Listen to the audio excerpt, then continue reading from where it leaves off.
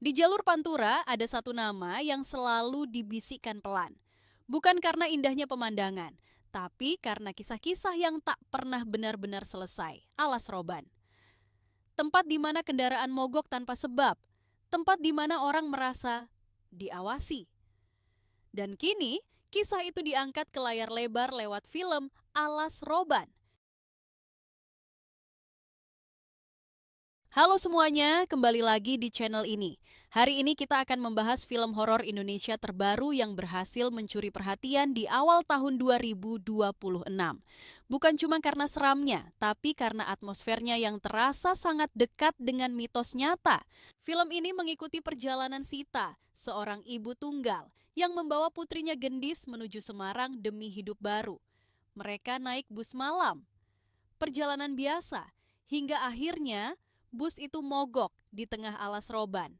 Gelap, sunyi, tanpa sinyal. Sejak malam itu, Gendis mulai berubah. Ia mendengar bisikan, menggambar simbol aneh, dan melihat sesuatu yang tidak bisa dilihat orang lain. Sita sadar ini bukan gangguan biasa. Putrinya sedang diincar sesuatu yang sudah lama menunggu di tengah hutan itu. Namun sejak bus mogok di tengah alas roban, semuanya berubah. Gendis mulai mendengar bisikan. Ia menggambar simbol aneh tanpa sadar. Dan sesekali berbicara pada sesuatu yang tidak terlihat. Awalnya, Sita mengira itu hanya kelelahan.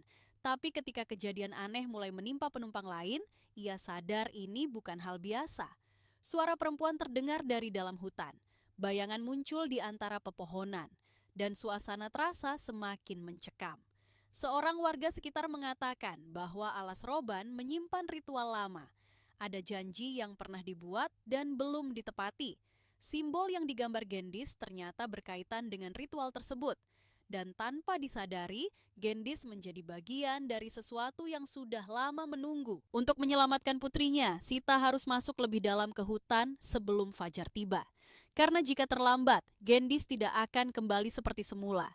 Dan di tengah gelapnya alas roban, Sita harus memilih, menyerah pada ketakutan atau melawan sesuatu yang tidak bisa ia lihat. Pada film tersebut, Michelle Ziudith sebagai Sita tampil cukup emosional. Bukan hanya sebagai korban teror, tapi sebagai ibu yang panik dan takut kehilangan anaknya. Hubungan ibu dan anak menjadi inti cerita. Dan disinilah film ini berbeda. Ia tidak hanya menjual hantu, tapi juga ketakutan paling dasar seorang orang tua. Kelebihan pada film ini terletak pada 1. Atmosfer kuat dan konsisten. 2. Nuansa mitos lokal terasa autentik. 3. Emosi ibu anak cukup menyentuh. 4. Visual hutan terasa realistis dan mencekam. Sedangkan kekurangan dari film ini adalah 1. Beberapa bagian terasa familiar bagi penonton horor Indonesia. 2. Ada momen yang pacingnya sedikit lambat. 3. Konflik mistisnya masih mengikuti pola klasik. Perlu diketahui bahwa film ini terinspirasi dari legenda urban yang sudah lama beredar di masyarakat Jawa Timur. Dan yang mengejutkan, di awal 2026 film ini berhasil menembus lebih dari 1 juta penonton hanya dalam hitungan hari. Artinya, horor lokal dengan akar budaya kuat masih sangat diminati. Alas Roban bukan hanya soal hantu, tapi soal janji lama yang terlupakan. Soal seorang ibu yang harus masuk ke tempat paling gelap demi menyelamatkan anaknya. Kalau kamu pecinta horor atmosfer dan mitos lokal, film ini layak kamu tonton. Tulis pendapatmu di kolom komentar dan jangan lupa subscribe untuk review film Indonesia lainnya.